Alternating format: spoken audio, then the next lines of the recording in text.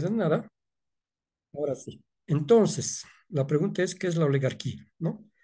El concepto de oligarquía es, inciso A, es un sistema oligarca que se perpetúa en el poder, ya sea por lo económico-social.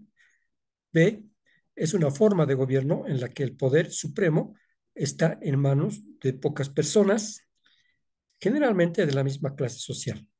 Inciso C, es un sistema de gobierno en el cual el poder se constituye en una hegemonía de pocas personas de la misma doctrina política. Inciso D, es un sistema que deriva de la plutocracia, la monarquía y la aristocracia. Bien, tenemos entonces algunas palabritas que podamos entender, ¿no? Los que gusten ya pueden ir, y pueden ir respondiendo en el chat, o si no también pueden ir respondiendo también por micrófono, ¿ya? Bien, entonces, ¿qué palabra no entendemos acá? ¿No? Pues un examen. Háganse de cuenta que esta pregunta salió en el examen, ¿no? Y entonces, vamos a ver primeramente algún concepto que no entienden ustedes, ¿no? Por ejemplo, ¿no? A ver, aquí hay un concepto, ¿no? Dice hegemonía. ¿Qué es una hegemonía? ¿No? Si alguien sabe qué es una hegemonía, por favor. Hegemonía, ¿no? Muy bien, a ver, si alguien me lo escribe, ¿ya? Pero vamos a ir viendo, obviamente, el concepto enciclopédico del diccionario, ¿ya? Dice, la supremacía, hegemonía es la supremacía que un Estado ejerce sobre otros, ¿ya? O también puede ser supremacía de cualquier tipo, ¿no? Bien, ahí está, ahí se entiende la pregunta de hegemonía primeramente, ¿no? El concepto de hegemonía se entiende, ¿no? Si no se entiende, vamos a dar tal vez, o vamos a ampliar el concepto, ¿no? Ya, superioridad, supremacía, preeminencia, preponderancia, dominación, dominio, imperio, influjo, potestad. Todos esos sinónimos, ¿no? Conceptualizan a la hegemonía, ¿no? También la hegemonía es el dominio, supremacía que un grupo, no solamente un Estado, puede ser un grupo, una clase social, ejerce de tal modo de dictar los términos y parámetros de la acción social en todos los sentidos y mantener la oposición fuera de la ley o la legitimidad. Muy bien. Entonces, la hegemonía se vale de muchos recursos para sacar fuera a sus opositores, ¿no? Y otorgarles ilegitimidad, o sea, que los opositores o las personas que tratan de, digamos, chocarse contra el poder hegemónico, traten de que sean inválidas todas sus acciones. Ya, esa es la hegemonía, ¿no? Ya, entonces, como ya les dije, el sinónimo es dominación, imperio, ¿no? Y lo contrario de hegemonías, tal vez para poder entenderlo, la palabra antónima sería subordinación o sometimiento, ¿ya? Entonces también tenemos varios sinónimos de como antónimos, ¿no? O sea, la subordinación, el sometimiento sería lo contrario de la hegemonía, ¿ya? Por eso es que es un sistema de gobierno en el cual el poder se constituye en una hegemonía de pocas personas de la misma doctrina. Muy bien. ¿Qué palabra más no entendemos aquí? Plutocracia. Vamos a ver entonces algo, se entiende, ¿no? Hegemonía. Muy bien. Ahora vamos a ver qué significa plutocracia, ¿ya? Situación en que los ricos ejercen su preponderancia en el gobierno del Estado. Esa es la plutocracia. O conjunto de ciudadanos adinerados que ejercen su influencia en el gobierno de Estado. Vamos a hablar del caso de la oligarquía de La Plata, ¿no? Que surgió precisamente con más fuerza, lo que fue entre el periodo de 1857 hasta el periodo tal vez del último día del siglo XIX, ¿no? Esa fue, digamos, en este caso, la hegemonía de La Plata de la segunda mitad del siglo XIX, ¿ya? Muy bien. ¿Por qué? Entonces, porque ellos, ¿no? Eran, si bien muchos de esos eran gobernantes, pero no, eran más que todo gente adinerada que ganaba, tenía minas de plata o de oro, ¿no? Más que todo de plata y de otros minerales, Pues en ese entonces ellos se catalogaban como la clase alta, ¿no? La plutocracia, que de alguna manera gobernaban, aunque no directamente, en el gobierno, ejercían poder. La monarquía ya se refiere, ¿no? A la monarquía se refiere a un estado tal vez un poco monárquico, es decir, con un emperador, un rey, ¿no? Que tiene muchos súbditos, ¿no? O vasallos. Entonces, la monarquía viene clásicamente de Europa, ¿no? Y la aristocracia, claro, me dicen algunos, alguien me dijo, ¿no? Luego me dijeron, por ejemplo, el Incario, ¿qué era? Entonces, era una plutocracia, una monarquía, una aristocracia. Era un imperio, pero era un imperio con una clase, digamos, monárquica, ¿no? Con el Inca, que era el máximo, digamos, la máxima autoridad, ¿no? Del imperio incaico, también era una especie de monarquía, pero la monarquía está más elaborada en base al control del Estado, que en ese entonces no había un Estado como sí, ¿no? En el Incario, ¿ya? Pero vamos a ir viendo luego, ¿ya? La aristocracia, pues, la clase noble, ¿no? La clase adinerada también, que también es muy, digamos, muy apegada al poder, ¿ya? Bien, entonces responderemos la pregunta, ¿ya? Entonces, el concepto nos pide, ¿no? Del examen nos pide que es oligarquía. Dice, es un sistema oligarca que se perpetúa, dice, ¿no? En el poder, ya sea por lo económico o social. Bien, los que están de acuerdo con eso, bueno, simplemente no pueden opinar o no. Ya somos ahorita 12 personas, somos poquitos. El segundo dice es una forma de gobierno en la que el poder supremo está en manos de pocas personas, generalmente de la misma clase social. ¿No ve? Ya tenemos una respuesta acá. A ver, ¿de quién? B dice Carolina. Gracias también, Carolina. Gracias. Ahora, vamos al C. Dice, es un sistema de gobierno en el cual el poder, dice, ¿no? Se constituye en una hegemonía de pocas personas de la misma doctrina. Muy bien, ¿qué les parece? D, es un sistema que deriva de la plutocracia, la monarquía y la aristocracia, como último inciso, ¿no? Bien, según Carolina, es B, ¿no? Ahora no lo vamos a apuntar. Si quieres, activa tu micrófono, pues nos indicas, Carolina, por qué has elegido B. Sería bueno que participen, ¿no? Si no quieres hablar, no hay problema. Puedes también chatear o si gustas, también puedes permanecer todavía en silencio. No hay problema, ¿ya? Entonces, ahí están las cuatro opciones, ¿no? Bien, entonces vamos a dar la respuesta, evidentemente, ¿no? Lo que dice Carolina. Es una forma de gobierno en la que el poder supremo está en manos de pocas personas, ¿no? Generalmente de la misma clase social. Bueno, ahora diremos, ¿por qué no es A, no? ¿Por qué no es A? Porque dice lo mismo, es un sistema oligarca. Ustedes le van a responder, ¿no? A ver, ¿esto es Coca-Cola? Entonces, sí, esto es Coca-Cola. ¿No? No, la respuesta es un sistema, ¿no? Es una forma de gobierno en la que el poder supremo está en manos de pocas personas, generalmente de la misma clase social. Muy bien. ¿Por qué no es CENTO tampoco? ¿No? Es un sistema de gobierno en el cual el poder se constituye en una hegemonía de pocas personas de la misma doctrina política, pero precisamente la doctrina política no ejerce, digamos, tanta influencia en la clase oligarca, ¿ya? Sino más que todo la misma clase social, ¿ya? Si no bien recuerdan la historia que hemos hablado anteriormente, ¿no? La clase militar era una parte de esa oligarquía, no de esa clase alta, ¿no? Los militares, juntamente con otros, digamos, eh, personas nobles o de alta nobleza o de alta alcurnia, no los doctores, abogados, eran la clase social alta que se presentaba a la oligarquía en el nuevo estado de Bolivia, ¿no? Por tanto, ahí está la explicación de por qué nos dice, es un sistema que deriva de la plutocracia, la monarquía y la aristocracia. Si bien el sistema podría derivar, ¿no? De alguno de estos, no está mal la respuesta, pero más cabal la respuesta está en el inciso B, ¿ya?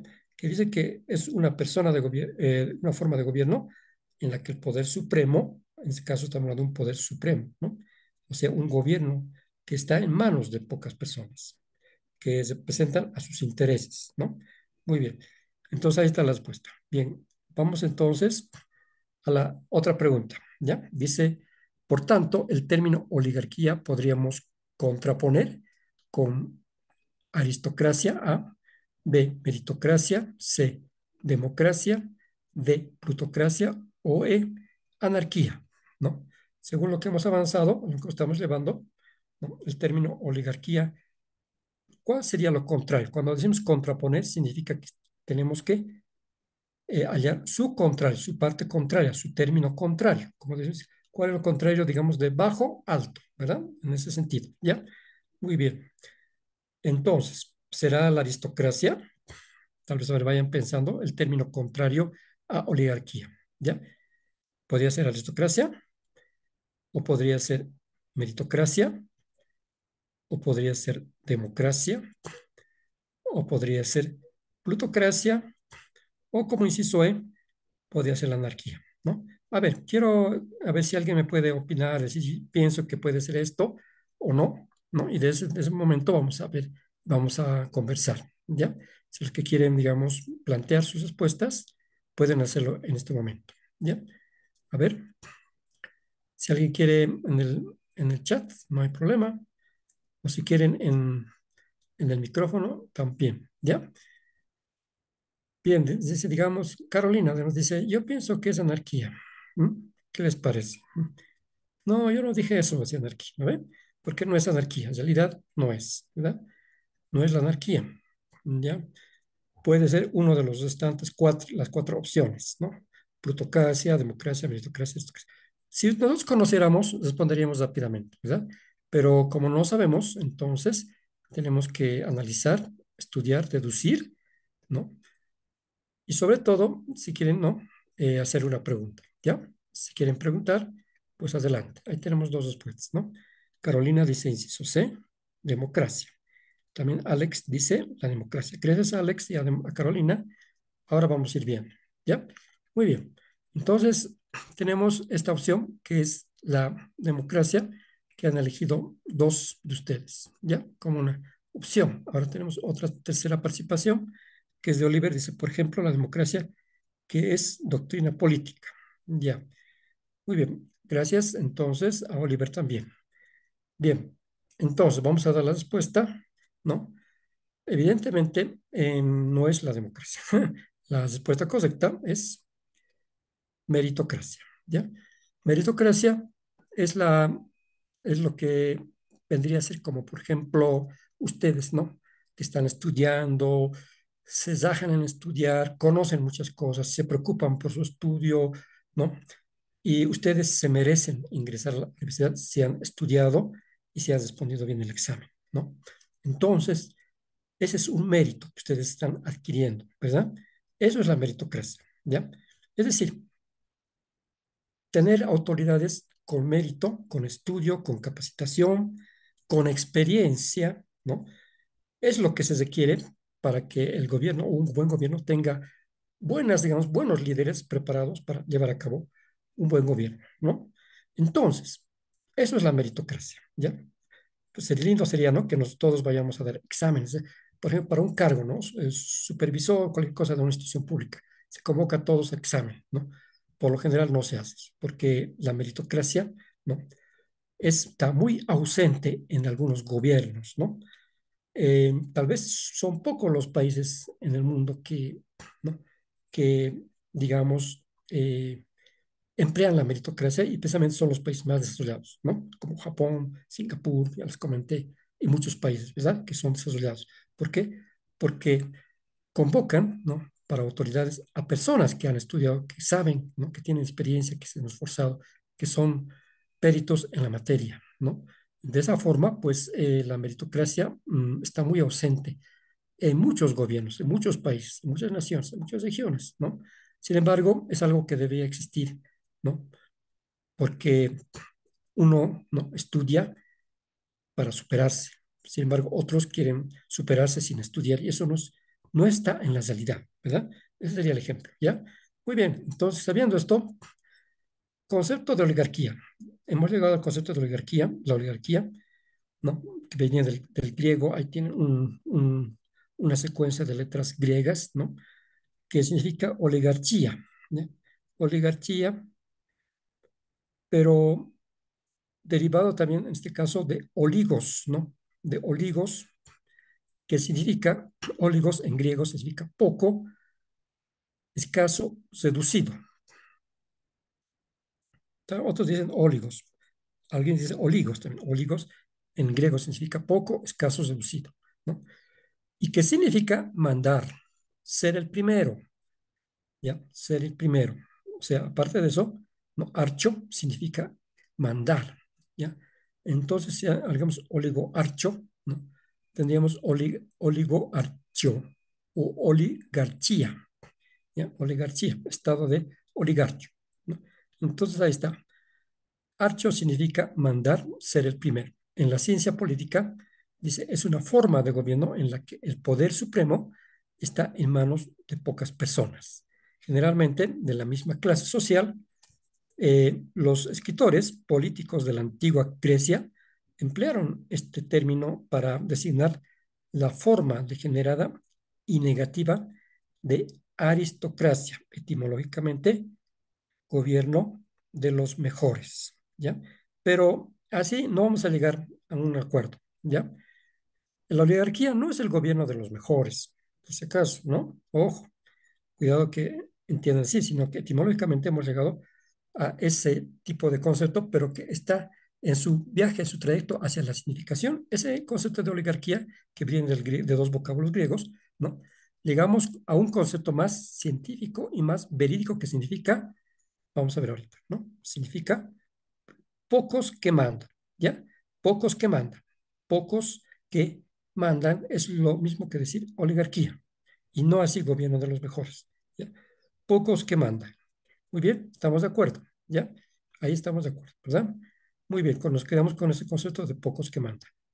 Bien, vamos a entrar entonces. Estrictamente, la oligarquía, dice, surgirá cuando la sucesión de un sistema aristocrático se perpetúe por transferencia sanguínea o mítica, sin que las cualidades éticas y de dirección de los mejores surjan por mérito propio, ¿verdad? Como hemos dicho, entonces, lo contrario de oligarquía es meritocracia, porque los que se merecen un cargo no lo asignan, no lo toman, porque hay una clase oligarca que prefiere, ¿no?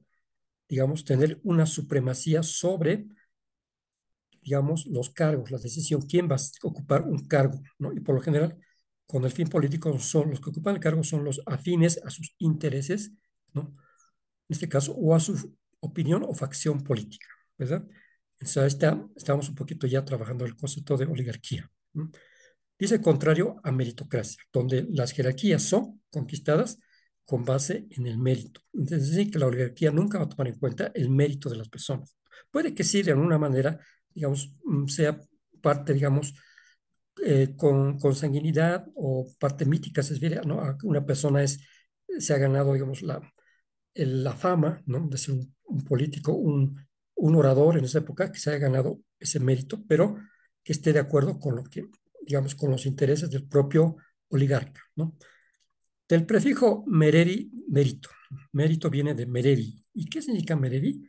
Significa ganar, merecer, ¿ya? Eso significa mérito. Esta definición muy cercana a la de monarquía y más todavía a la de nobleza, ¿no? En realidad, eh, el mérito, ¿no?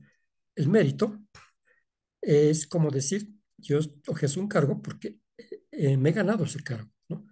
Me he ganado esa posición política, esa posición ideológica dentro de una estructura, ¿ya? ¿Qué es una estructura? Pues el Estado es una estructura, ¿ya?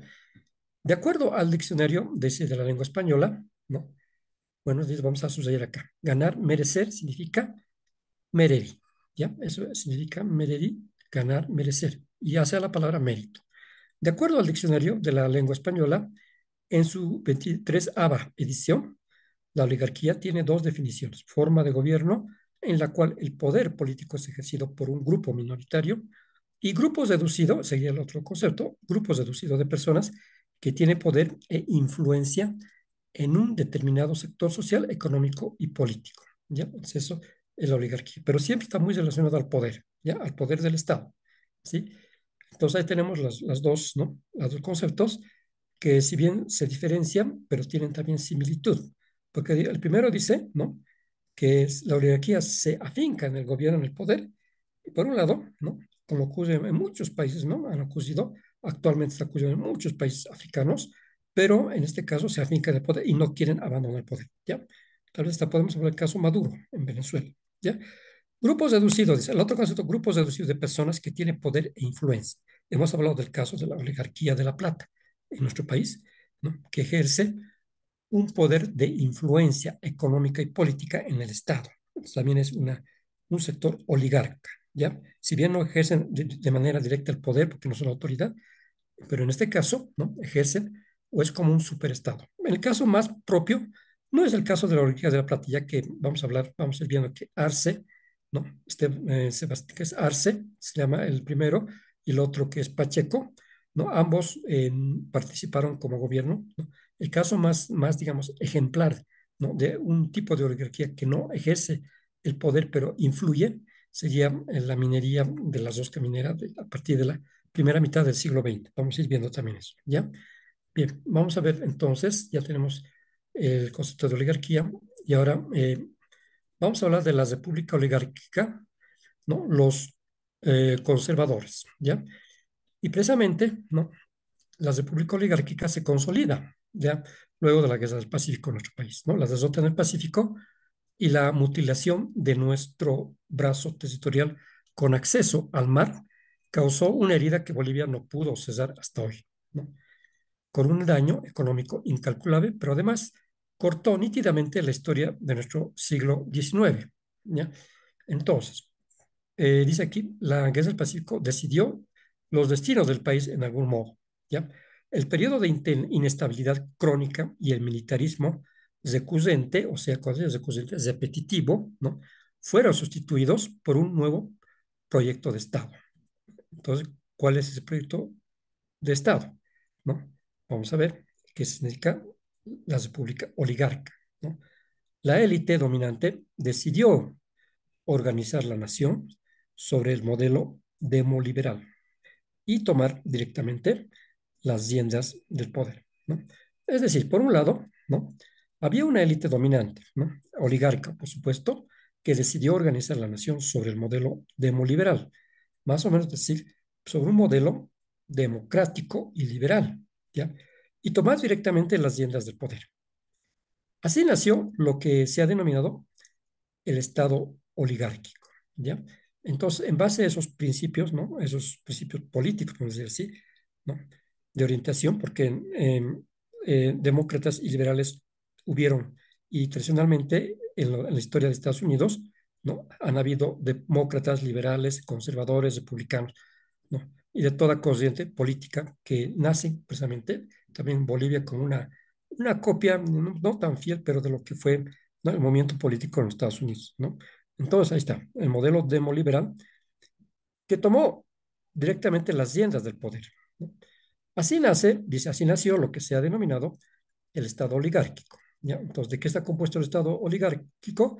De una clase dominante que decidió organizar la nación, el país, sobre un modelo económico y político llamado demoliberal, ¿no? Así nace, y este cambio tenía que ver con la consolidación del poder minero de la plata, ¿ya? Entonces, al nacer este nuevo Estado oligárquico, también se consolida, ¿no? El poder minero de la plata. Es decir, no hablamos precisamente de los mineros, hablamos de los potentados, de los poderes, de los dueños de las minas, ¿no?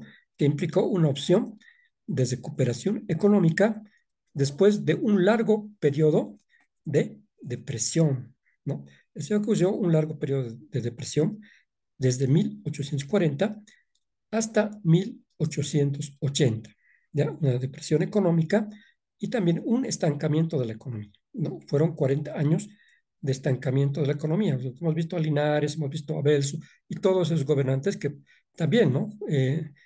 Digamos, jugaron un papel importante en este famoso periodo de estancamiento y de depresión, tanto a nivel mucho más de la economía, a nivel administrativo y a nivel de la política también, ¿no? Precisamente, ¿no? ¿Por qué Chile y otros países, ¿no? Nos quitan territorio? Porque Bolivia en ese entonces, pues, se veía que vivía, ¿no? Un estado profundamente de desgobierno, por decir, ¿no? Si bien habían gobiernos, ¿no? No ejercían la labor de gobiernos, realmente, de hacer y sentar soberanía en el país, ¿no? Entonces, fue ese periodo de 40 años. Bien, entonces ahí tenemos la situación, cómo nace, pero además hubo una situación eh, interesante en 1880, ubíquense después de la Guerra del Pacífico, ¿no? Dice, nace, vamos a hacer que desaparezca esto, ya, a ver, dice, nacen después de la Guerra del Pacífico dos tendencias políticas de la misma clase oligárquica, es decir, la oligarquía, ¿no? Ya consolidada como un poder de influencia en el Estado, en el país, se divide en dos, ¿no? ¿Ya? A mediados de 1895 aún la política, la situación política de nuestro país, se polarizaría aún más en estas dos tendencias políticas, ¿no? De la misma clase oligárquica. Por un lado, conservadores, los conservadores, con sede en Sucre, ¿ya? Los conservadores eran muchas personas, ¿no? Ahí estamos los principales citando ahí, ¿no? Y en el otro lado están los liberales, con sede en La Paz, ¿ya? Entonces ahí, ¿no? Es que precisamente se da, ¿no? Una polarización dentro de la clase oligárquica. Por un lado están los conservadores y por otro lado están los liberales, ¿no? Eh, Dice acá, los liberales su sede era en La Paz y de los conservadores su sede era en Sucre, ¿ya? Dice, aunque habían también conservadores en La Paz, ¿ya? Es decir, que no siempre todos los conservadores estaban en Sucre.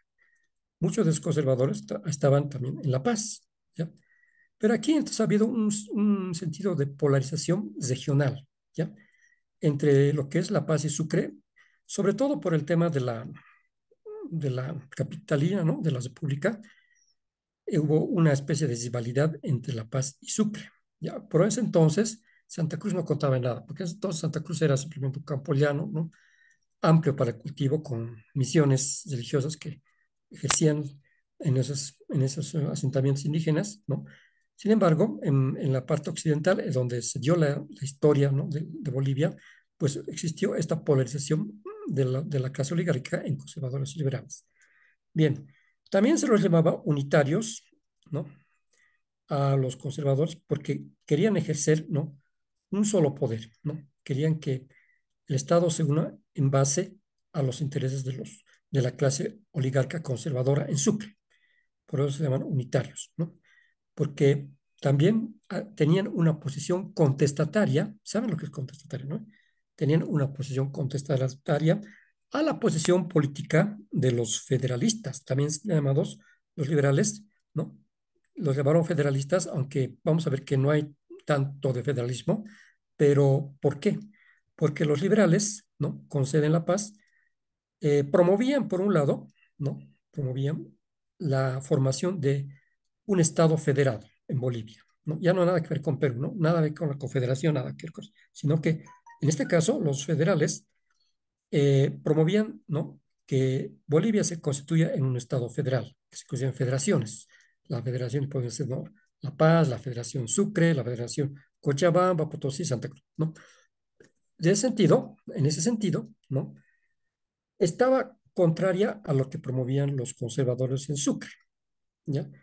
Por eso, ¿no? Federalistas promovían la división en federaciones y los conservadores promovían la unión, ¿no? Lo contrario, ¿no? Que no hayan federaciones, que todo el país esté unido, ¿ya? Pues eran los unitarios. Muy bien, hasta ahí está más o menos claro, ¿verdad? Está claro la posición política ¿no? Dentro de la clase oligarca. Aquí no hay clase baja, nada. Aquí todos son oligarcas, tanto liberales como conservadores son oligarcas, ¿ya? Muy bien. Entonces, ¿qué pasó después, inmediatamente de la Guerra del Pacífico, ¿no? Los conservadores tenían una posición pacifista y acercamiento con Chile, ¿ya? Es decir, dicen, ya Chile nos ha quitado territorio, ¿para qué vamos a tratar nuevamente de incursionar en una nueva guerra con Chile? Sino más bien, no, dice, nos acercaremos a Chile para comerciar nuestros minerales, ¿ya? En beneficio los oligarcas de La Plata, ¿ya? A ellos lo que les interesaba es que no haya guerra. Por ejemplo, ahí está Arce, ¿no? Aniceto Arce, Gregorio Pacheco, y también está este señor que fue precisamente, ¿no?, el que organizó luego un enfrentamiento a causa de esta división, ¿no?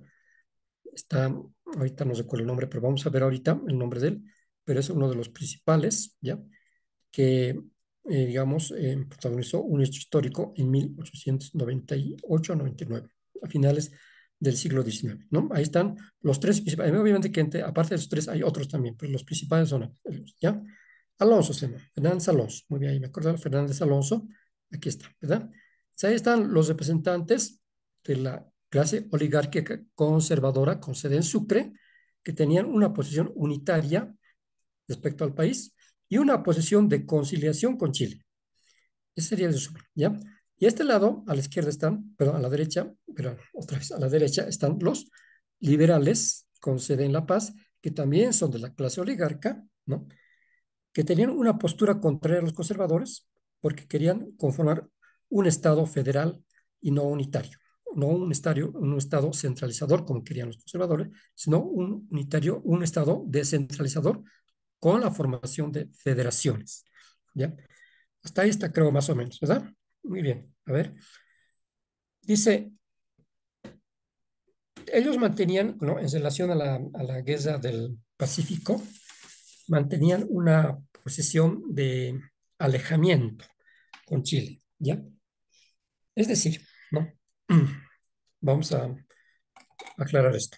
Si bien los unitarios o conservadores que tenían una posición más que todo, podemos decir, de conciliarse, de acercarse a Chile, ¿ya? Los, los, um, los liberales tenían una posición de alejamiento, ¿no? ¿Por qué vamos a aliar con el enemigo? ¿No? Mantendremos una posición guerrista, ¿ya? Una posición de guerra con Chile porque Chile nos ha quitado territorio, ¿verdad? Entonces, ahí están las dos posiciones contrarias, no, encontradas dentro de lo que es la nueva clase oligarca en el país, ¿ya? Muy bien, vamos a ver un momentito, por favor, antes de esto, vamos a ir viendo. eh, a ver, un momentito, por favor. Esto ya parte ya hemos visto, ¿no? Hemos visto que en esa época, ¿no? Vamos a retroceder un poco en el tiempo. En el año de 1842, vamos como antecedente, vamos a poner, ¿no? Chile pretende avanzar su frontera norte, ¿no? ¿Qué pasó, no? En 1842, mediante ley del 31 de octubre de 1842, Chile declaró de su propiedad las guaneras de Atacama y pretendió avanzar así su frontera hasta el paralelo 23 grados de latitud sur, ¿ya? Bolivia protestó enfáticamente solicitando la revocatoria de la ley, ¿no? Aquí tenemos un caso interesante, ¿no? Primeramente, hemos retrocedido en el tiempo, ¿no? Estamos ahorita por el año de 1880 y pico, ya, y hemos retrocedido 40 años más o menos, y llegamos a 1842 ratito para marcar este antecedente, ¿no? En realidad, las intenciones de Chile, ¿no?, no habían cesado desde el inicio de la República, especialmente desde el establecimiento de la Confederación. Chile quería apropiarse, ¿no?, de los territorios del litoral boliviano, ¿no?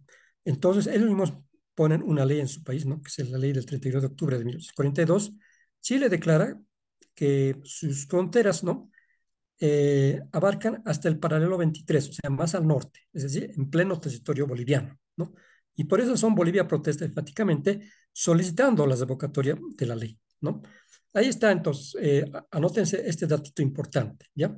Este dato sí es importante también, ¿ya? Todo lo que está así con fondo blanco es tal vez clave, ¿ya? Muy bien, vamos a pasar entonces.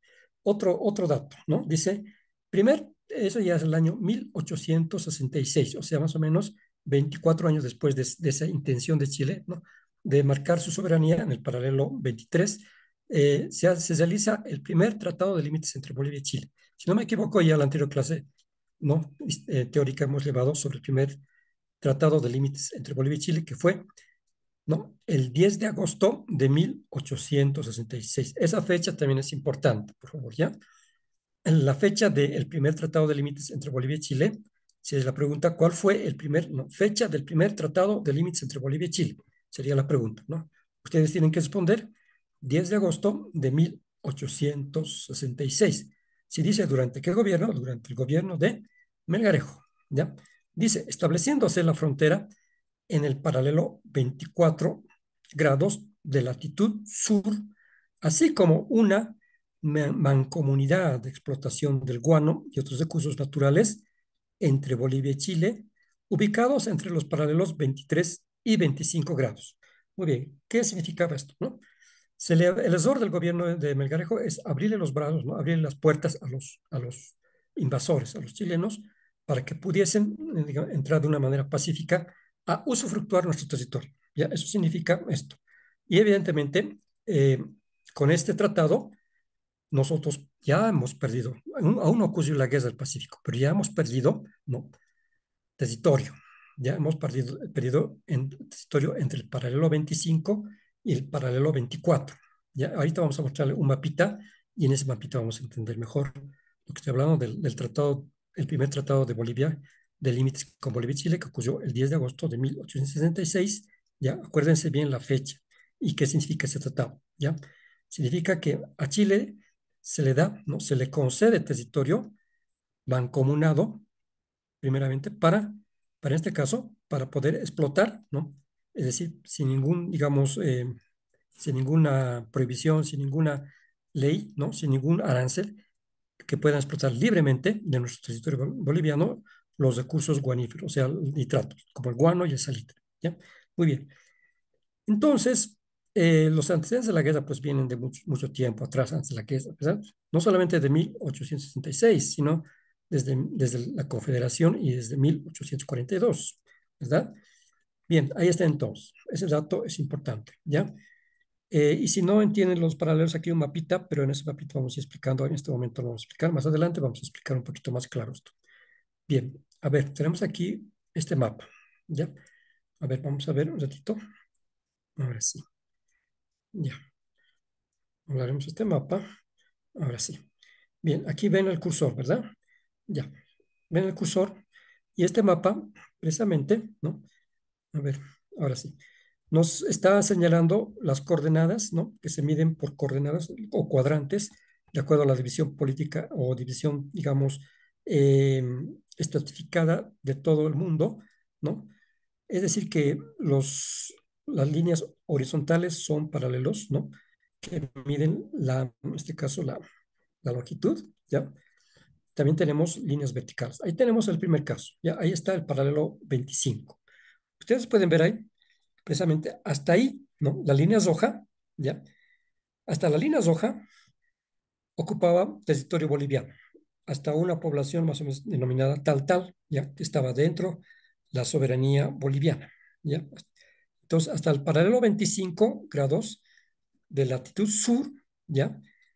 Venía el territorio boliviano, que es presente el departamento, ¿no? Bueno, no era un departamento en sí, ¿no? Pero tenía esa jerarquía de departamento litoral, ¿ya? Eh, y los límites nortes, pues están por acá, ¿verdad? Están por acá. A ver, este es el río Loa. ¿Ven aquí una cosita? Un río aquí que está medio curveado, como el río Loa, ¿no? Eso todavía no estaba delimitado con Perú, pero no había necesidad de delimitar, porque, bueno, para muchos no. Era ese límite de Río era el límite norte entre Bolivia y Perú. Ya, lo demás era lo que actualmente es la provincia de Tarapacá, que también fue arrebatado, ¿no? A los peruanos por parte del ejército chileno. Entonces, ahí tenemos esta situación. Un momentito, por favor. Ahora, espera. Ahora sí. Ya. Bien. Tenemos acá el paralelo 24. ¿Ya? ¿Qué pasó entonces en este territorio acá? ¿Ya? Entre el paralelo 24 y el paralelo 25 es que en este tratado de 1866, que se hizo durante el gobierno de Melgarejo, se cede, ¿no? Todo este territorio, sin necesidad de guerra, ¿ya? Ya se pierde este territorio litoral, ¿no? Otorgándole Melgarejo a la soberanía chilena, ¿ya? O sea, ahí tenemos, ¿no? Obviamente que habían, digamos, algunos tratados que decía aquí, es mancomunado, o sea, también bolivianos, pero como no había mucho interés boliviano, más estaban interesados en el poder, pues podíamos haber explotado esto para nosotros, ¿verdad? Pero en este caso ya, entonces, ya pasa esto a soberanía chilena, ¿ya? Pasa a soberanía chilena hasta el paralelo 24. Muy bien, este es entonces, en este caso, el primer acuerdo del 10 de agosto de 1876, donde ya En ese entonces ya hemos perdido, sin Geza, ¿no? Todo este territorio entre el paralelo 24 y paralelo 25, ¿ya? Muy bien, ahí está entonces lo que les quería explicar. Ahora nos ubicamos, ¿verdad? Muy bien. Ahora vamos, hay más mapitas, pero bueno, son ya complementarios, ¿verdad? Aquí en este mapita están las campañas de la Guerra del Pacífico, no solamente con Bolivia, sino también con Perú, como cosa que el gesto chileno, ¿no? Poco a poco se ha ido entrando hasta más al norte de Lima, ¿ya? Pero bueno, en este otro mapita también tenemos ya que nos aclara, ¿no? Toda la región del Pacífico, que fue la Guerra del Pacífico, toda esa región, ¿no? Y bueno, ese mapa es complementario también, ¿no? Muy bien. Vamos a pasar entonces, hay otro mapa acá, por ejemplo, este mapa de azulito, ¿ya? Precisamente antes del Tratado de 1866, ¿no? Bolivia contaba con el territorio del litoral, ¿no? Que precisamente, ¿no? En el sur tenía, en este caso, cuatro provincias, ¿no? Desde la provincia de Tal Tal, aquí está Malquito Tal Tal, ¿sí? La provincia de Tal Tal, la que está más al sur, también la provincia de Antofagasta, ¿no? Que es la más grande y la que, digamos, ha ocurrido la mayor parte de la usurpación chilena en la provincia de Antofagasta. Luego la provincia de Loa, que está más al límite actualmente con Bolivia, y la provincia de Tocopilla, que está más al norte, ¿no? Toda esta región estaba provista de esa riqueza, ¿no? Especialmente la parte costera, de salitre y de guano. Este es el guano, ya les he explicado que es ¿no? Era lo que defecan las aves que viven en la orilla, que se alimentan de peces, ¿no? Y defecan en las rocas. Muy bien, entonces ahí está. Está toda Ahora, en este mapita, por ejemplo, pueden ver, ¿no? Que hay una discrepancia con este mapa o con el anterior, ¿verdad? Para mí también que en otros mapas decían que Zioloa, ¿no? Era el límite entre Perú y Bolivia, ¿no? Podemos ver acá que tanto es así, pero acá no, tanto es así, ¿ya? Entonces, había siempre esa discrepancia, digamos, geopolítica entre Perú y Bolivia, pero que se hubiese tratado de arreglar de una manera más, pues no merecía tanta atención. Lo que sí merecía tanta atención era el avance de Chile, ¿no? Y cada vez iba avanzando más al norte, ¿no? Muy bien, entonces, luego del Tratado de 1866, el litoral queda en esta forma, como ustedes pueden ver acá, ¿ya? Con su principal puerto Antofagasta, obviamente Cobija y el otro de Tocopilla también, y Mejillones, ¿no? Pero el más importante era el puerto de Antofagasta, como el puerto, digamos, soberano de Bolivia en esa época, ¿no? Pero vemos a diferencia de este mapa, ¿no? Que está con rojo, con este, cuánta pérdida se sufrió, ¿verdad? Ya entonces, hasta la guerra se sufrió ese sesgo del territorio, ¿no? Que Chile se apropió de todo ese territorio, ¿verdad? Bien, ahí está entonces el mapa. Es muy, muy ilustrativo porque ahí nos indica, ¿no? Antes de la guerra del Pacífico, cómo estaba ya el litoral boliviano, mucho menos que lo que estaba anteriormente, ¿verdad? ¿Cuál es el culpable? El Tratado de 1866, 10 de agosto de 1866. Muy bien, pasamos entonces, ¿ya? El 26 de mayo de 1880, significativamente, ¿no? El mismo día de la derrota final de Bolivia en el Alto de la Alianza, se reunió la convención que cambió el destino boliviano, ¿ya? Justamente esa fecha, eh, mientras los soldados, los colorados y otros regimientos, ¿no? morían, digamos, acribillados por balas en el territorio del Alto de la Alianza, allá por Tacna, ¿no?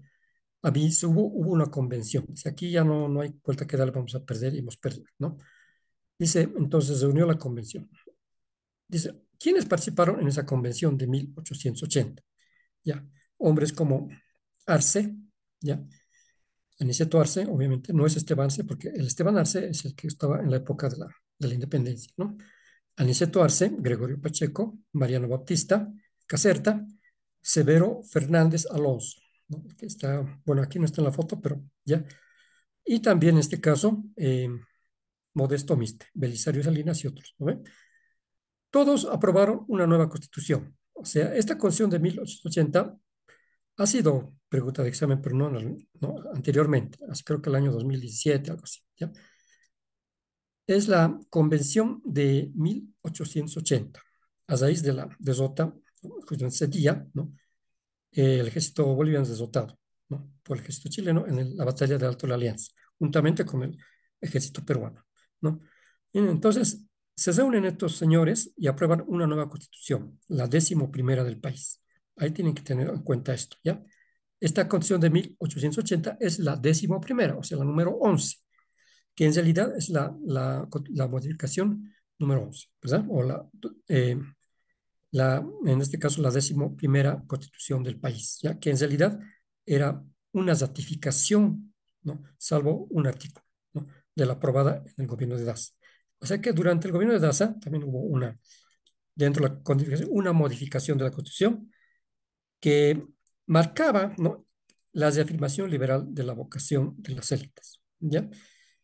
Entonces, ¿qué hacen aquí estos señores que en la mayor parte todos casi eran del ala conservadora, ¿ya? O sea, de la oligarquía, pero del ala conservadora, ¿ya?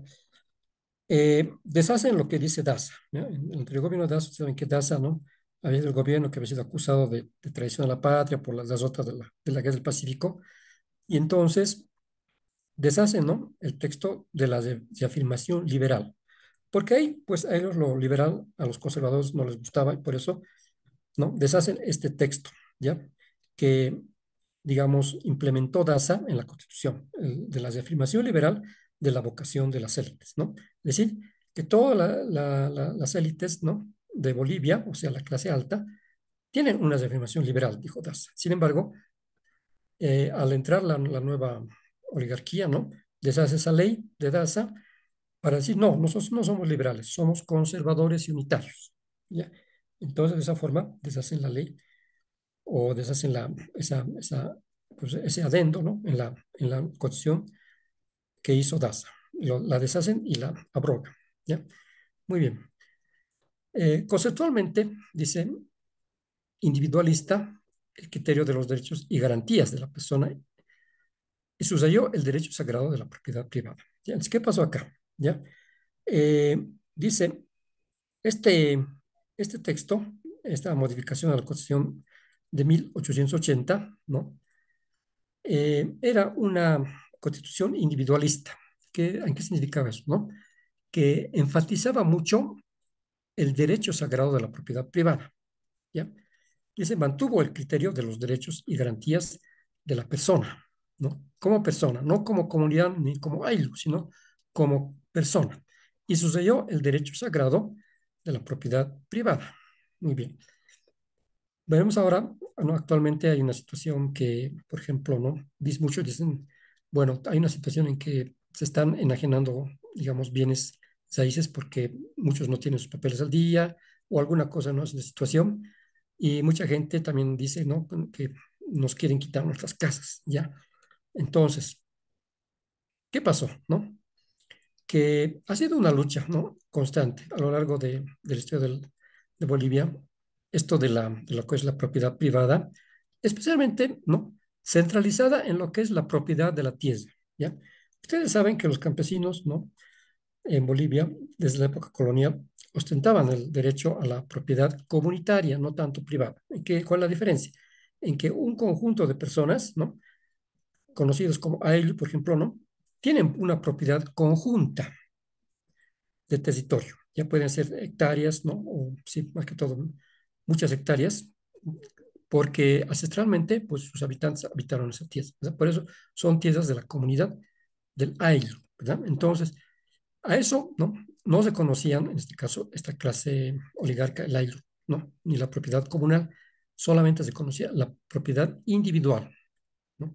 Por un lado, o sea, individualista, una persona, propiedad de una cosa, ¿ya? Cualquier persona, solamente una sola persona jurídica puede ser propietaria de una gran cantidad de tierras, ¿ya? Pero no una comunidad. A eso se refería esto, ¿no? Dice, conceptualmente individualista, mantuvo el criterio de los derechos y garantías de la persona y subrayó el derecho sagrado de la propiedad privada. Recuperó la figura vicepresidencial, pero también por un lado también con este caso, sobre todo con el señor que está acá, que fue nombrado ya presidente, ¿no? Narciso Campero, ¿no? Es que precisamente, ¿no? Él no se inclinaba ni por los liberales ni por los conservadores, pero era más que todo un gobierno militar que se mantuvo después de la Guerra del Pacífico como principal autoridad, como principal gobernante, ¿ya? Entonces dice, ¿no? Recuperó la figura vicepresidencial, es decir, de presidente y vicepresidente, incluyendo dos vicepresidencias y el sistema bicameral, pero bueno, en bicameral significa, ¿no? La Cámara Alta y la Cámara Baja, ¿no? Pero la trascendencia de la Constitución del 80 la determinaron los hechos, ¿no? O sea, la Constitución del 80, de 1880, la determinaron los hechos. Eh, ha sido la Constitución con mayor vigencia en nuestra historia, ¿ya? Entonces también ese dato es importante, ¿ya? Esto sí es importante para ustedes porque de la Constitución de 1880, históricamente una de las principales constituciones históricas y de mayor trascendencia y duración que hubo en la historia del país, ¿no? Prácticamente de 1880 hasta 1938. Háganse ustedes el cálculo más o menos, aproximadamente 38 años o algo más, ¿no ve? ¿Cuántos años? De 80, 20, son más o menos 58 años de vigencia de esta constitución, o sea, la constitución con mayor duración en nuestra historia, ¿no? Salvo las modificaciones puntuales de 1921 con el gobierno de Saavedra y de 1931. Esa misma convención eligió presidente constitucional a Narciso Campero, que hasta entonces ocupaba el cargo profesionalmente, ¿ya? Es decir, lo nombraron para que no haya mayor pleito con los liberales, pues también nombraron a Narciso Campero como una autoridad, digamos, parcial, ¿no? Pero imparcial, que no se inclinaba no tanto con los liberales ni con los conservadores. Muy bien. Ahora vamos a estudiar esta nueva Constitución de 1880. ¿Ya? Características de la Constitución de 1880.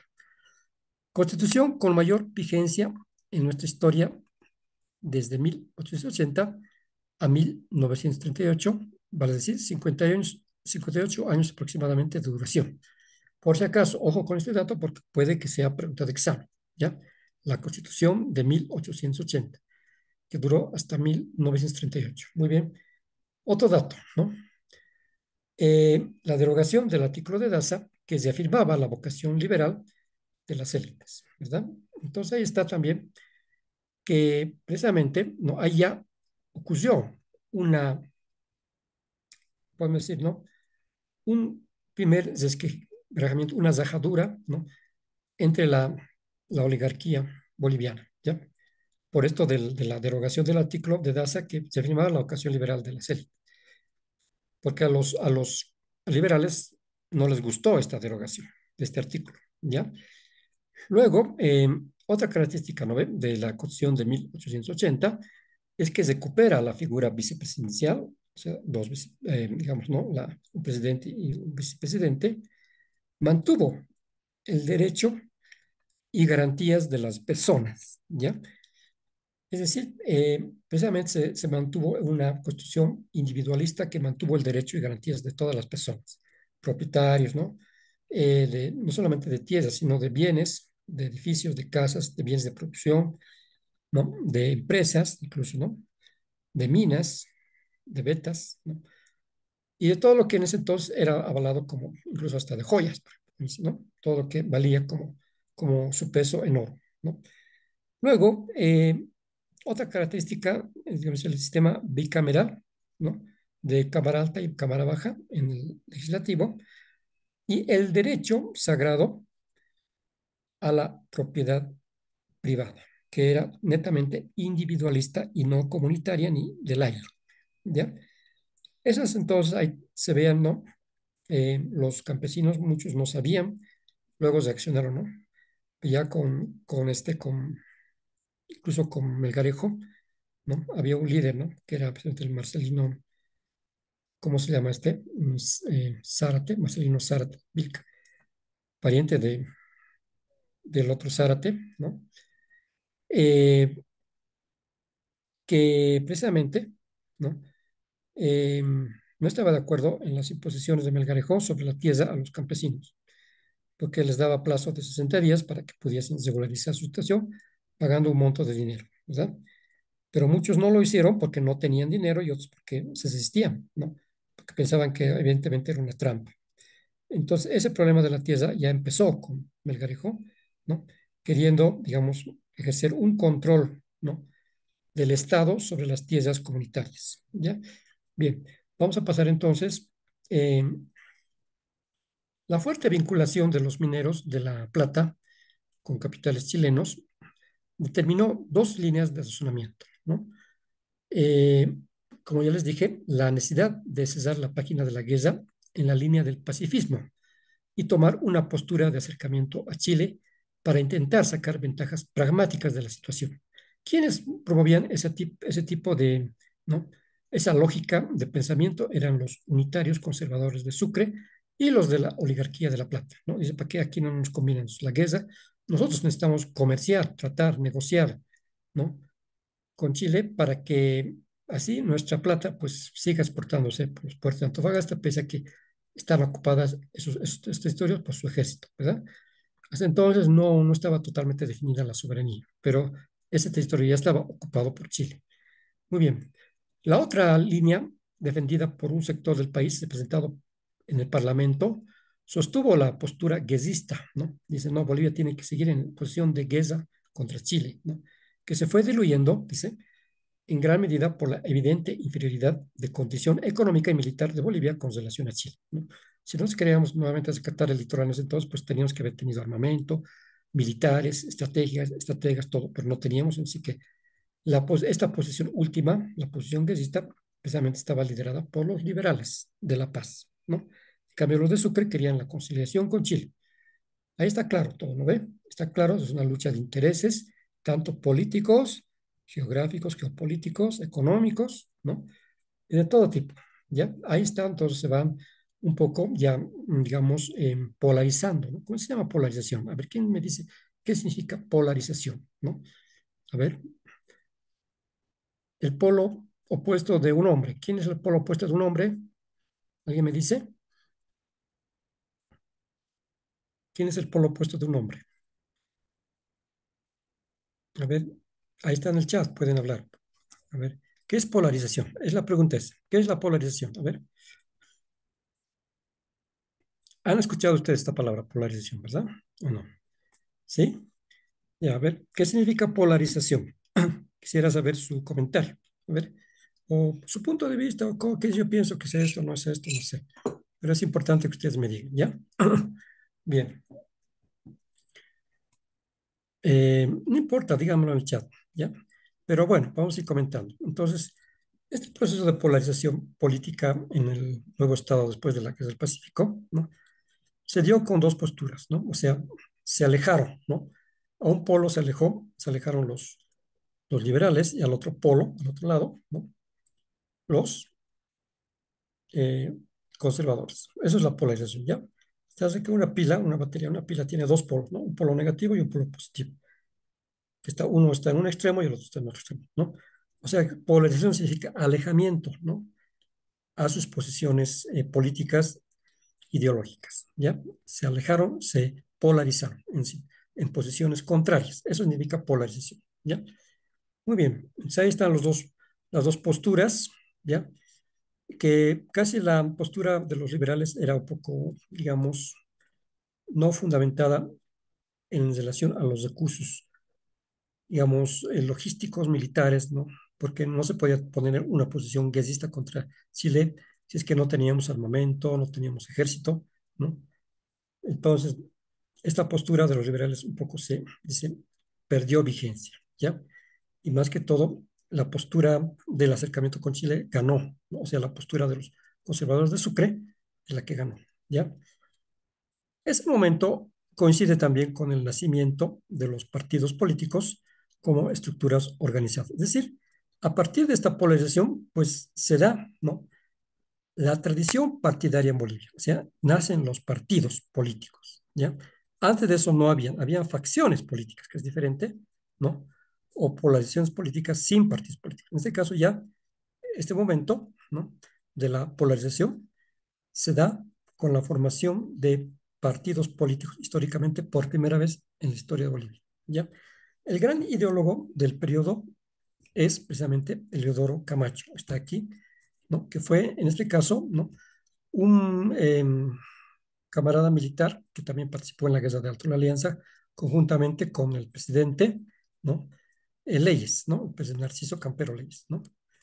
Eh, el gran ideólogo se llama Eleodoro Camacho, que estableció de manera orgánica los principios del ideario liberal, o sea, de los principios de, de la doctrina liberal, de la doctrina política liberal, ¿no? Bien, ahí está entonces Camacho, ¿ya? Es este de aquí de la foto, el de arriba, ¿no? Muy bien, que serían la base ideológica, dice, de los partidos hasta la Guerra del Chaco, ¿ya?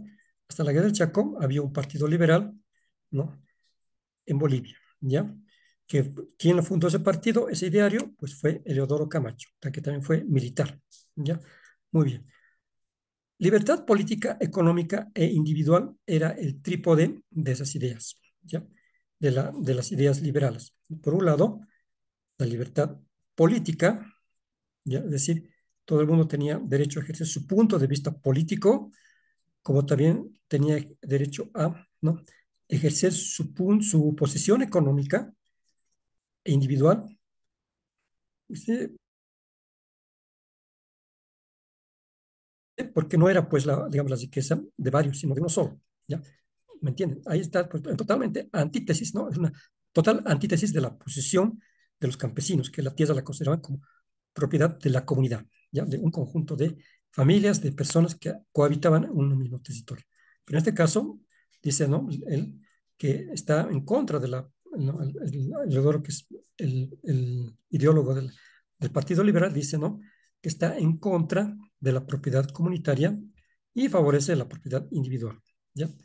Muy bien, ahí están entonces los tres trípodes del ideario liberal.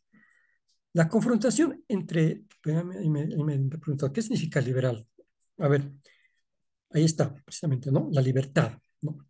Que todo el mundo tiene derecho a ejercer libremente, ¿no? Sus actividades económicas, libremente su posición política, a tener una posición política que nadie le pueda acusar de su posición política, o en este caso de su propiedad individual, ¿no? Muy bien. Eso significa liberalismo. Y esta corriente nace en los Estados Unidos, ¿no? Con los liberales, los republicanos, etcétera, etcétera. Entonces, los liberales, pues entonces eran la copia, ¿no? De la doctrina de los Estados Unidos. Muy bien. La confrontación entre liberales y conservadores era de facciones personales, por un lado, pero también era de grupos de poder, ¿ya? Eh, y también de intereses económicos y de región. Ahí tenemos cuatro cuestiones. ¿Ve? Primeramente, ¿qué dividía a liberales y conservadores? Las facciones personales, es decir, los puntos de vista personales de cada líder de cada lado, tanto de conservadores como de liberales. ¿Ya? También las posiciones encontradas de grupos de poder. Por un lado, los grupos de poder que respondían al grupo de los liberales y por otro lado, los grupos de poder que fortalecían al punto de vista de los conservadores o de los unitarios. Muy bien, en sacar, ¿no? Los intereses económicos obviamente eran lo más fuerte, ¿no? Porque por un lado, los conservadores de Sucre, como Aniceto Arce, Gregorio Pacheco, eh, abogaban por sus intereses económicos más que todo, ante todo, ¿ya? Porque ambos eran, pues, potentados mineros de La Plata, ¿no? ¿Ya? ¿Y qué pasó aquí, no? Los conservadores eran más conocidos, ¿no? Entonces, como demócratas por el lado de Pacheco, de Gregorio Pacheco, ese señor que está acá, ¿no? Que tiene un ala demócrata dentro de lo que era el Partido Conservador, ¿ya? Y por otro lado, el otro ala del Partido Conservador eran los constitucionalistas o constitucionales del ala, digamos, de la ideología de la Constitución de Aniceto Arce, que está acá, ¿ya? Por tanto, habían dos facciones dentro de los conservadores, los constitucionales y los demócratas. Y se presentaban intereses individuales, ¿no? Que resolvieron en la elección de 1884 el poder de La Plata y la fuerza del sur. Es decir, ya les dije que los oligarcas de La Plata estaban asentados en Sucre, ¿no? En la ciudad de Sucre, ¿ya? Y los liberales de Camacho, del señor de Leodoro Camacho, tenían mucha mayor unidad ideológica, ¿no? Con este trípode que hemos mencionado, terminarían representando el poder del estaño y los intereses del norte. Ya vemos una situación interesante y un poco peligrosa. En primer lugar, ¿no? Se polarizaba la situación entre La Paz y entre Chuquisaca. Ya, obviamente La Paz y Oruro, pero más que todo La Paz, ¿no? La Paz y Oruro representaban el norte del país y ahí estaban precisamente la sede de los principales liberales, ¿no? Ejercidos por la influencia de Eleodoro Camacho, que era el fundador del Partido Liberal prácticamente, ¿no? Muy bien. Eh, Ahí está entonces la famosa polarización que había explicado, ¿no? Entre conservadores y liberales, tanto a nivel regional, ¿no? Mientras los conservadores se asentaron en Sucre, en Chuquisaca, en el sur. En el norte estaban los liberales en La Paz y en Oruro, principalmente en La Paz, ¿no? Muy bien, ahí está, ahí creo que ya vemos algo muy peligroso, ¿no? Dentro del país, ¿ya? Eh, la tarea de Campero fue el desestañamiento, dice, ¿no? Estamos hablando precisamente del Narciso Campero, ¿no? El presidente militar, ¿ya? Dice, fue el desestañamiento de las heridas económicas dejadas por la guerra, ¿ya? Así como fue, es decir, la cura, ¿no? De la hemorragia de las heridas dejadas por la guerra del Pacífico, ¿ya? La sequía también y la peste, ¿no? Ustedes saben que ya en 1700 pico, ¿no? Hubo una peste en Europa que mató a media Europa, ¿no ve? También esa peste vino a las colonias, en este caso, antes de la República, ¿no? También ya vinieron las ratas en los barcos de los colonialistas y los ratones que existían empezaron a cundir en las ciudades, ¿verdad? Las enfermedades, la sequía, que en ese entonces, pues la sequía era ya, digamos, ¿no? Alguien puede decir, es el fin del mundo en esa época, ¿no? Siempre decimos, ¿no ve? Un momentito, por favor. Eh, Ahora sí, a ver. ¿Se puede ver la pantalla o no? ¿Se ve la pantalla? Un momentito, por favor. ¿Se ve la pantalla o no? ¿No Sí, se se ve la ve. pantalla? ¿Se ve? Ya, parece que está en pausa. Me dijo, a ver, un momentito, vamos a ver. Ya, vamos a volver a este, ¿ya?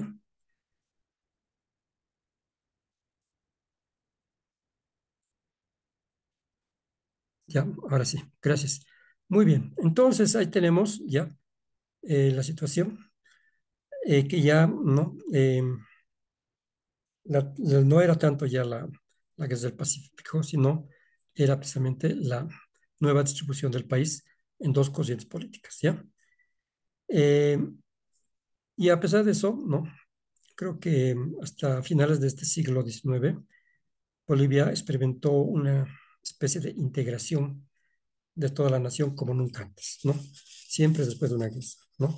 Igual vamos a ver en la guerra del Chaco también hubo algo parecido, ¿ya? Bien, ¿qué pasó? ¿No? Hubo una recuperación eh, con el sector minero, como dice acá, ¿no? También, porque precisamente el sector minero, que era desde la colonia, ¿no? Uno de los motivos de los ingresos, ¿no?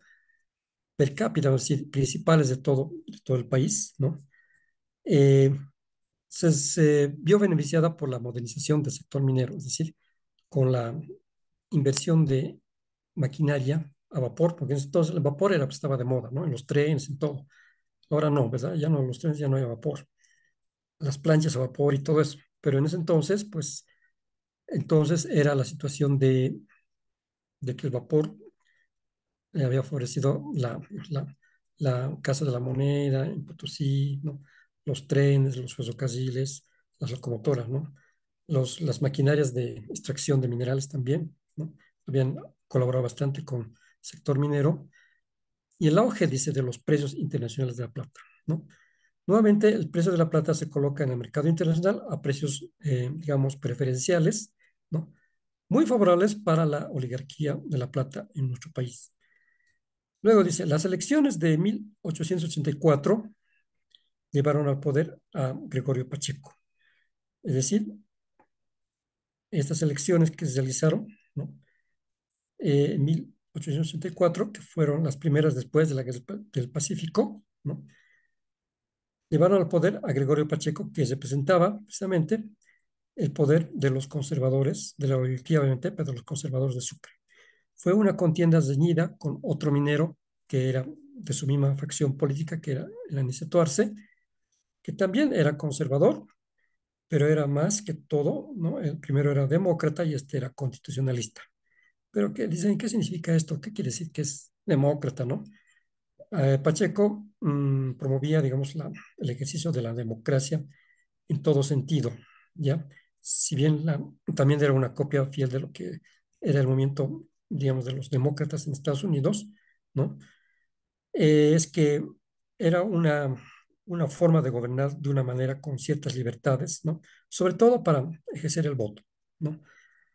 Y Aniceto Arce más se inclinaba por el respeto a la Constitución, ¿ya? Dice, el poder económico de los mineros pudo más que el liberalismo, ¿no? Ahí tenemos precisamente que en esa época, pues, el poder económico de esta oligarquía de La Plata, ¿no? Que tenía los recursos más que los liberales, ¿no? Doblegó a los liberales de La Paz, ¿no? Porque tenían el dinero, la inversión incluso para construir un ferrocarril hasta Antofagasta, ¿no? Bien, es aquí, pero fue una elección relativamente libre, ¿no? ¿A qué se refiere eso, no? Que fue una elección relativamente libre, ¿ya? Eh, Porque en esa elección participaban solamente, ¿no? Los licenciados, doctores, militares, toda la gente de la élite intelectual, ¿no? De ese entonces, no participaba por los que no sabían leer, la clase pobre, la clase campesina, las mujeres, los niños, obviamente, ¿no? Los jóvenes, tampoco los jovencitos como ahora, 18 años, pueden, no, entonces se les hubiese pasado por la cabeza, ¿no? Solamente ellos, ¿no? Entonces dice aquí, el voto era restringido, por eso no puedo decir que totalmente era una elección democrática y libre, era una elección restringida, porque solamente hubieron, ¿no? 40.000 votantes de un país de 1.600.000 habitantes para esa época, ¿no? Es totalmente insignificante el porcentaje. El Congreso ratifica a Pacheco, es decir, eh, que había ganado, ¿no? En este caso, Gregorio Pacheco había ganado esas elecciones sobre, en este caso, ¿no? Sobre Aniceto Arce, y por primera vez en la historia, dice, un gran empresario ocupaba el trono, o el solio significa trono presidencial, ¿no? Es decir, que históricamente, ¿no? Y es un dato muy importante para el examen. Por primera vez, un empresario minero, ¿no? Ocupa la presidencia, ¿ya? Año 1884. ¿Ya? Muy bien. 1804 es el año en que por primera vez en el país ocupa la presidencia un empresario minero, ¿no? Un empresario, simplemente un empresario, ¿no? Muy bien. Ese dato es importante, por favor, ¿ya? Muy bien. Vamos a ver entonces acá. Dice la disminución de la importancia del tributo. O sea, el tributo indígena desde la colonia, ¿no? Era un vaivén constante de luchas y de no vamos a pagar, vamos a pagar. Pagaban, dejaban de pagar, tenían sus razones para dejar de pagar, porque eran muy pobres o porque no, no era tan grande el territorio y tan pocos habitantes que incluso los recaudadores, ¿no? Tenían que viajar largos lugares para recoger el dinero y a veces se perdía, ¿no? Entonces, dice la disminución de la importancia del tributo indígena para el erario nacional facilitó la política de expoliación de las tierras, o sea, de enajenación de las tierras de comunidad iniciada por Melgarejo, ¿no? Es decir, nuevamente se toma la política de Melgarejo, ya dice, ya que no contribuyen al sector campesino, ¿no? Con un tributo, entonces les confiscaremos las tierras, ¿no? De esa manera, ¿no? Nuevamente se abre la situación polémica de la tenencia de la tierra, se abrió la economía extractiva. ¿Qué es la economía extractiva? Es precisamente la minería, ¿no? Se abre la minería al mercado mundial, tanto para la exportación de productos como para la importación de capital y tecnología. Y aquí tenemos que enfatizar mucho, ¿no? En lo que es, ¿no? Primeramente, la importación de capital, ¿ya? Precisamente es la inversión es la privatización, ¿no? De la actividad minera, la actividad extractiva, no solamente de la extractiva de la minera, sino también del guano, ¿no? Y del salitre, por ejemplo, ¿no? Pero como ya no tenías mucho de eso, más que todo se abocaba al cobre, al estaño, pero también la plata, ¿ya? Muy bien. Entonces tenemos eh, que en la actividad minera, ¿no? Viene la inversión privada, ¿ya? Y también con la inversión privada viene la introducción de más tecnología para el sector minero. Esta realidad implicó también un proceso de modernización relativa en el ámbito urbano, a partir de la llegada del ferrocarril, ¿no? Es decir, la llegada del ferrocarril a Bolivia marca, digamos, ¿no? Un hito que podría haber sido bien aprovechado a nivel económico para el Estado y para toda Bolivia. ¿Para qué se construyó el ferrocarril? ¿No? Para transportar personas, no, era para minería, ¿no? Aunque desde todos se temía, ¿no? Dice, ¿para qué vamos a construir? Le decían a Aniceto Arce, ¿para qué van a construir un ferrocarril si es que es para que nos invadan, nos sigan invadiendo los chilenos? ¿No? Eso decían, ¿no? Sin embargo, el ferrocarril servía mucho para la exportación de minerales por Antofagasta a Bolivia, ¿no? Entonces, también en este caso, esta modernización también tiene que ver con la aparición de la energía eléctrica y el telégrafo, ¿no? El telégrafo es un medio de comunicación en esa época que estaba basada en pulsaciones eléctricas, ¿no? Que hubiese sido interesante que este telégrafo se pudiese haber utilizado, ¿no? Durante la Guerra del Pacífico, porque ustedes saben que, ¿no? Que el ejército boliviano se perdió en el desierto de Atacama, ¿no? Fueron dando vueltas porque no tenían un mapa cartográfico para ubicarse. Entonces también esa parte llegó muy tarde, ¿no? La tecnología del telégrafo, porque así rápidamente nos hubiéramos comunicado con Lima para poder organizar la defensa, ¿verdad? Bien, la minería dio el salto básico de su modernización técnica y de producción que no se detendría hasta mediados del siglo XX. Muy bien, ¿qué pasó aquí, no? Eh, esta modernización que promovió la minería precisamente hizo del país, ¿no? Un país propiamente minero. Creo que la minería se la venía arrastrando desde la colonia, ¿verdad? Que con esta modernización, pues trasciende el siglo XX, ¿ya?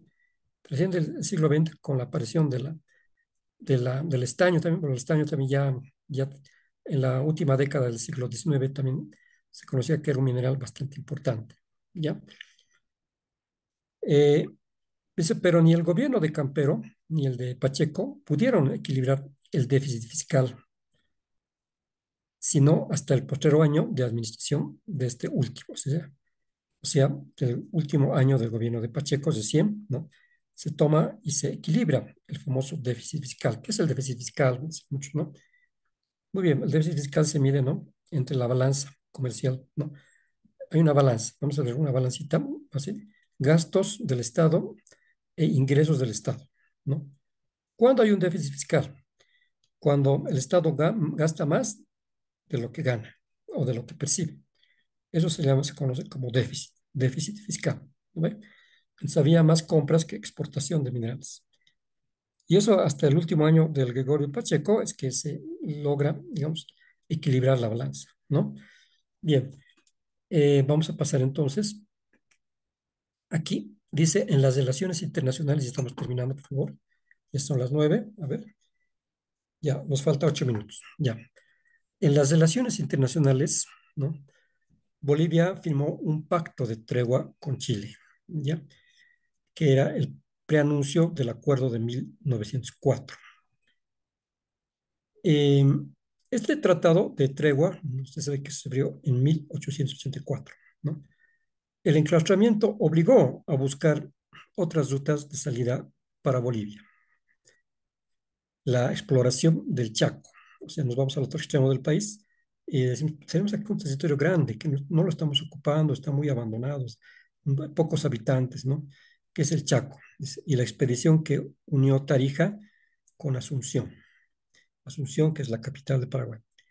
Tuvieron que ver con esa idea, ¿no? En este caso, de ver estos territorios y sobre todo, ¿no? Ver la opción de los recursos fluviales como los ríos, ¿no?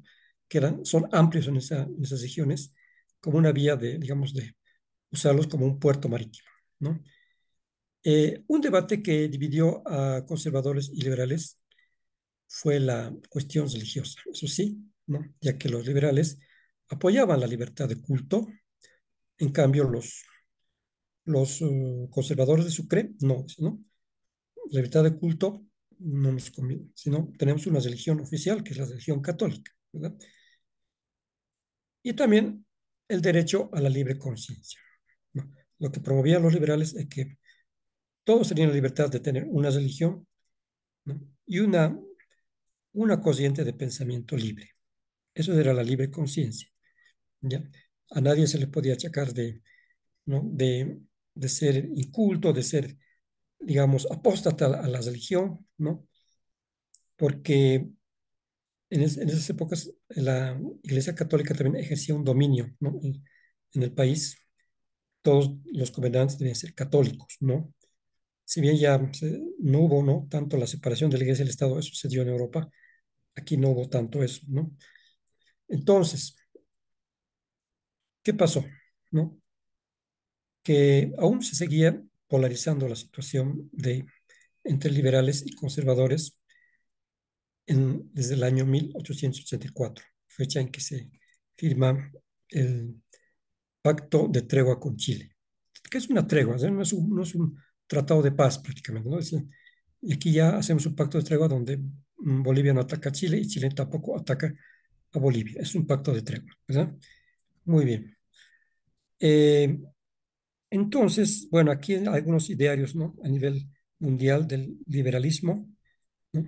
Que están, digamos, Adam Smith, otros más, ¿no? Conocidos, que promueven precisamente ese liberalismo. Incluso Benito Juárez de México está ahí, ¿no? Bien, las elecciones de 1888, acuérdense que las elecciones de 1884 había ganado, ¿no? Había ganado el conservador Gregorio Pacheco Leyes. Y en 1888, dice, hubieron otras elecciones que mostraron la obvia preferencia y manipulación del oficialismo por el candidato Aniceto Arce, que también era otro conservador, ¿no? Que había hecho un pacto de caballeros con Gregorio Pacheco para garantizar su presidencia. ¿Sí? Tú gobiernas 4 años, ¿no? Le dice, entre ellos queda, ¿no? Dice, Pacheco, tú gobiernas 4 años y yo voy a gobernar los siguientes 4 años. Y Pacheco dice, estamos de acuerdo, ¿no?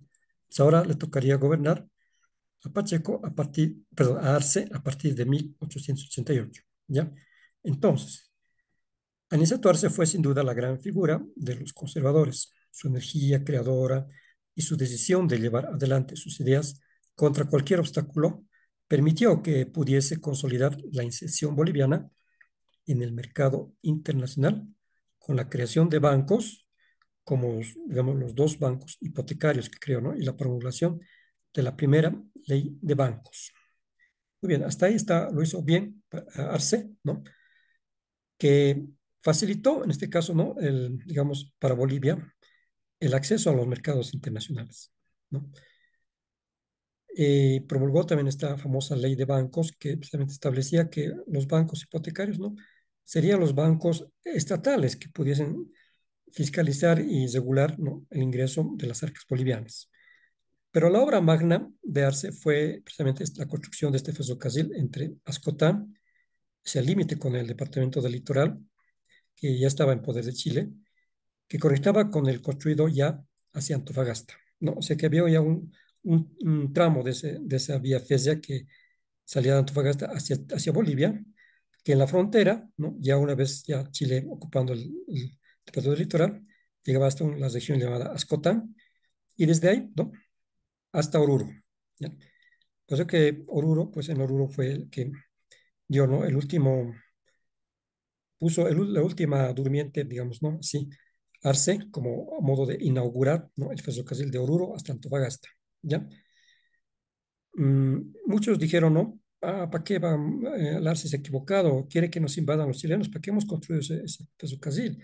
Ahora nos van a inundar de chilenos, ¿no? Sin embargo, no ocurrió eso, ¿no? Porque el fin era precisamente, ¿no? De llegar a un acuerdo diplomático con Chile para que Bolivia pudiese seguir, ¿no? Exportando sus minerales por el puerto de Antofagasta, ¿ya? Muy bien. Eh, terminamos aquí la clase, ¿ya? Y yo creo que la siguiente vamos a continuar. Falta todavía un buen tramo de la historia hasta finales del siglo XIX y solamente nos falta un minuto para terminar. Si hay alguna pregunta, por favor, no del examen, ¿no? De esto de la historia. eh, por favor, antes de eso quisiera que me digan si ya tienen los PDFs del anterior. ¿Tienen, os ha llegado el PDF o no? ¿Lo tienen? Eh, no, el video se está grabando, no se preocupen. Ya. Por favor, en un ratito levanten la mano todos los que ya tienen, ¿ya? Así para que yo vaya reclamando. Saben levantar la mano, ¿verdad? Muy bien, levanten la manito todos los que tienen. Somos 14 en este momento. Ya. Todos tienen el PDF, ¿verdad? El primer PDF. Muy bien. Con las preguntas, el mismo PDF están las preguntas y las respuestas, ¿verdad? Licen- Sí, adelante. Licenciado, buenas noches. Buenas noches. Adelante, Hola, Carolina, adelante. Te escucho. buenas noches. Buenas noches. Buenas noches, sí, te escucho. ¿Tú no me Buenas escuchas? noches, licen. Sí, te Licen, escucho. a mi persona no llegó ningún documento. Ya, muy A mi bien. persona no llegó ningún documento. Espero que me Perfecto. logre escuchar. Sí, le escucho bien, muy bien, no se Como le, preocupe. como le decía, Ya, está bien, le escuché. No le ha llegado no nada. me llegó ningún documento.